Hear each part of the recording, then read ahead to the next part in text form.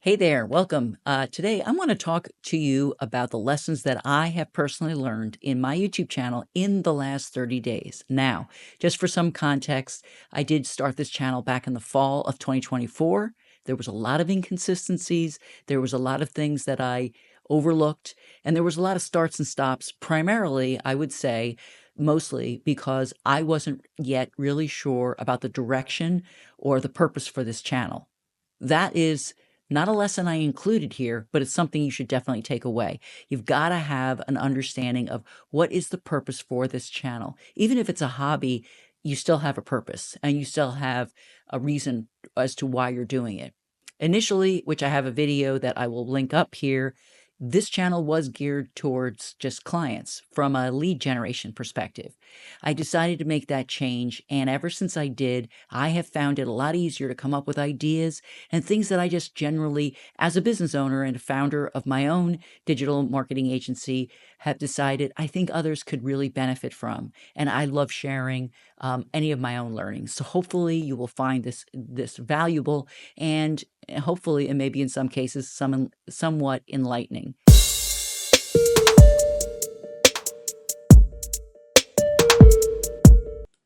All right, I'm going to share my screen with you so you can see. Number one, be consistent. This is a big one that so many of us just overlook and ignore. And I can't emphasize the importance of being consistent in your YouTube channel, whether that is once a week, twice a week.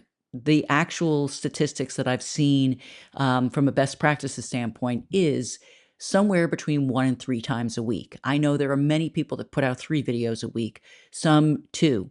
I do a Monday, Thursday publishing. I'm going to start incorporating a Friday live. So if you're listening to this and you want to join me live, I'm going to do a lot of Q&A stuff, but I'm going to do some other extra fun stuff as well. So join me Fridays, and that will be starting soon. I don't want to get off topic here. The point here is, number one, the things that I've learned is being consistent. Absolutely. Number two, longer form can actually work well. Many people, this wasn't really that much of a surprise to me. I think the bigger thing is really understanding who your audience is.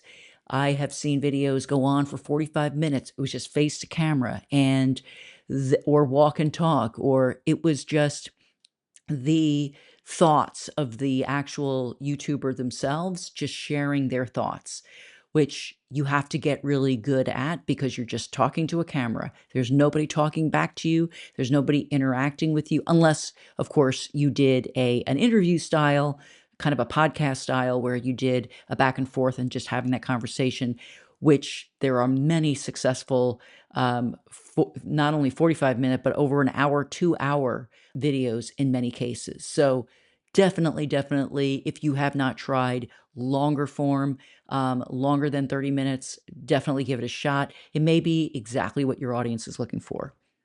Number three, it's not everyday publishing. This is a personal thing, but if you feel like you need to publish every day, just because you think your numbers, your subscribers, and your views are going to increase, they might, but I would say what really matters most is the content you're putting out. Unless you have that many amazing ideas and that much to share on a daily basis, it's going to be, especially trying to get traction early on. So this kind of goes into number one, being consistent, which being consistent will also help the YouTube algorithm a great deal, where it starts to learn these are the people that are either liking it or commenting or becoming a subscriber. It's feeding the algorithm.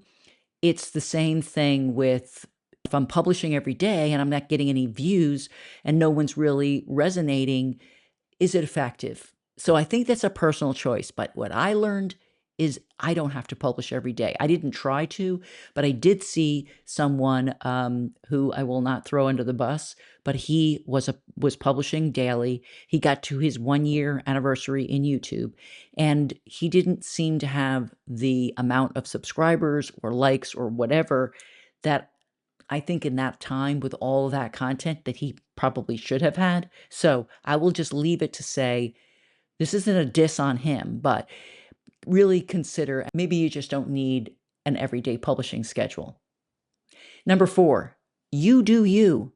Do not be anyone else you can't, first of all, which I'm sure you've heard by now. But if you do try to copy, it becomes evident and it becomes more difficult for you, honestly. This isn't something that I tried. This is actually my second or third YouTube channel since YouTube had started.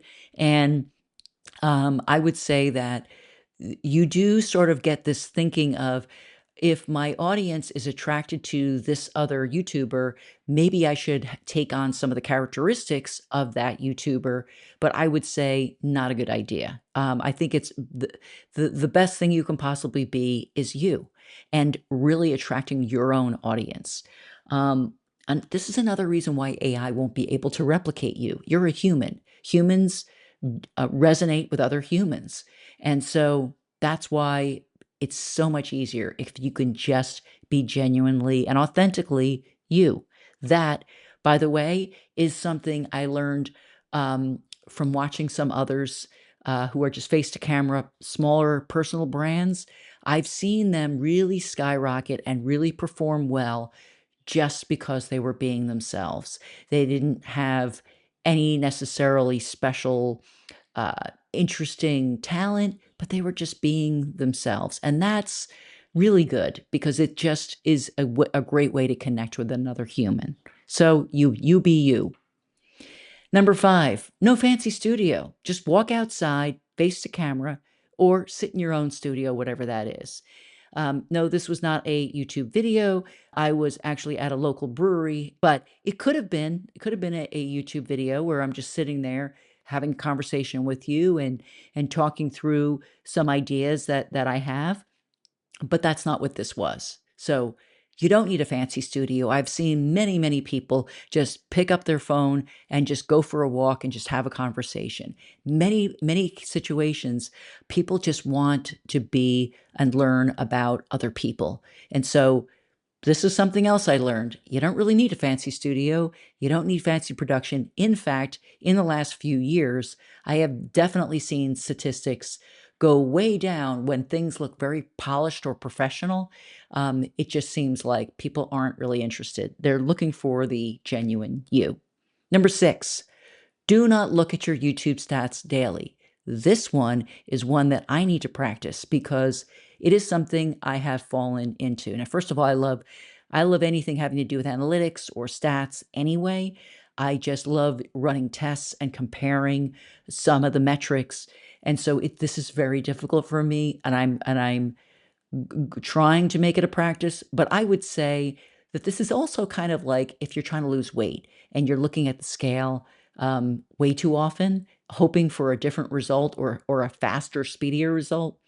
Although I wouldn't say that isn't necessarily a like for like, because you could have a YouTube video just blows up and goes viral and does really well, in which case you wouldn't know that for several days later. So take it with a grain of salt.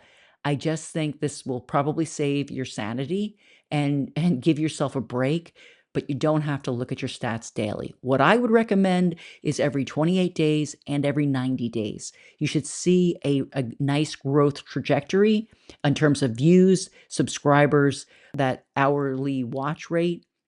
You'll see that incrementally increase over time. Number 7, this one's kind of obvious, but share something interesting. You know, there are now, again, there are some out there who are sharing just their day to day. They woke up, it's maybe a vlog, and they're having their coffee and then they're going on their commute.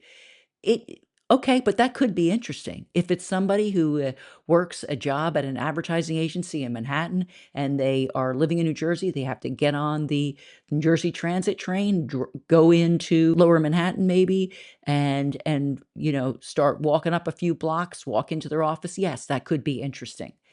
But whatever that is, just think it through. So one of the things I learned in the last 30 days is we all have so many ideas, and creating a list of ideas in UpNote or some kind of a Google Doc, or I use ClickUp as my project management software of choice. And so I will batch in and categorize those ideas in depending on what it is I'm wanting to talk about or what I want to share.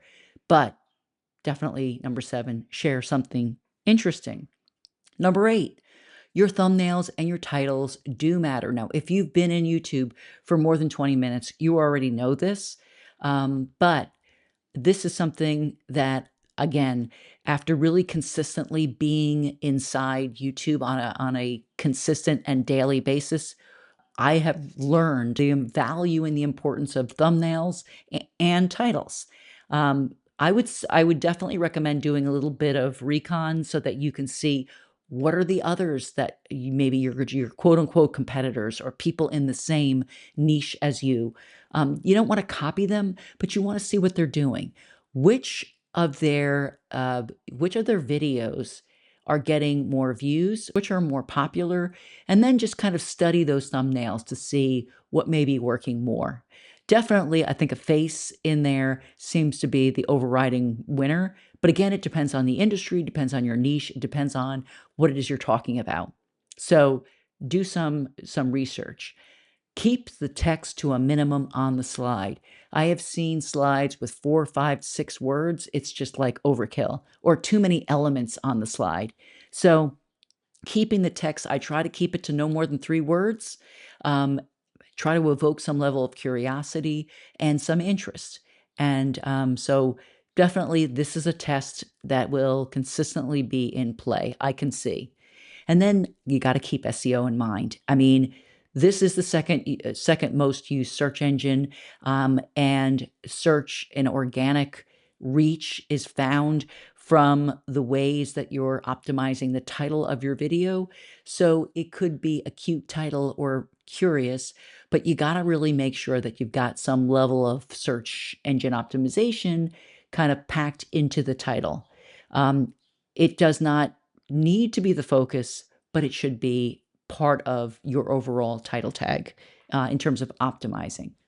Number 9, be observant. This seems kind of obvious, but learn what's getting more views, what's getting more likes and more subscribers.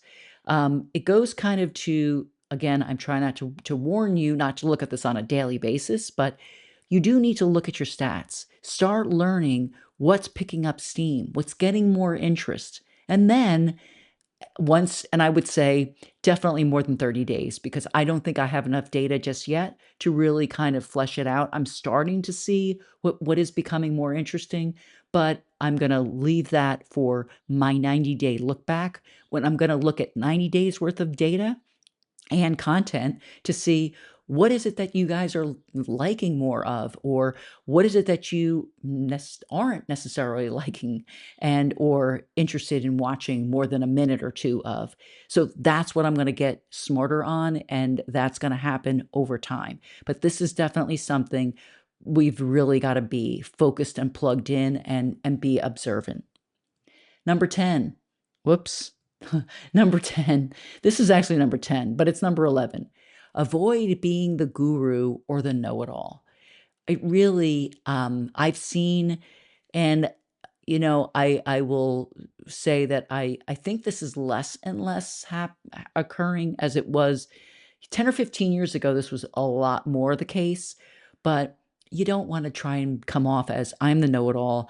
And again, this ties into the being you. And if you're brand new here, and you're likely being very genuine in your approach, I think that's really important, and that's really good. What you should do.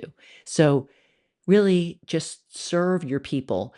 Be real and don't be a know-it-all. However, on the same token, if you actually do know something really well, be humble about it and just, say, hey, I happen to know this really well. I've been doing this for such and such a amount of time. And I've got some professional experience behind me. That's great. So at least people have some context. But just coming off on being a know-it-all, really, how is that useful? And finally, just improve one thing every single day. What I think can help you probably the most is just make one thing better than what it was the last time. And if you just really make 1% improvement each week, well, that's 52% improvement on a yearly basis. So, which is a lot. So just improve one thing. Maybe it's your thumbnail, maybe it is your delivery and your video, maybe it is in what you're talking about and how you're talking about things. Getting more comfortable and just making it a lot easier. So that's what I wanted to share with you. But my best advice for you is really to keep at it. Just do not give up.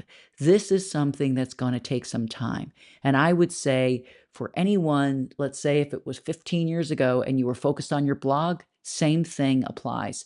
You just got to keep at it. You just got to keep putting in the work and putting in the reps, and eventually you will see the results on the other side.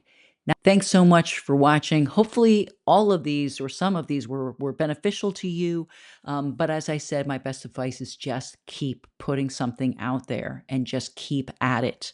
Now, if you have anything that you learned in either the last 30 days or your first 30 days in this platform, drop those in the comments below. I'd love to learn all about those. Let's keep this going. I'll see you in the next one. Thanks so much.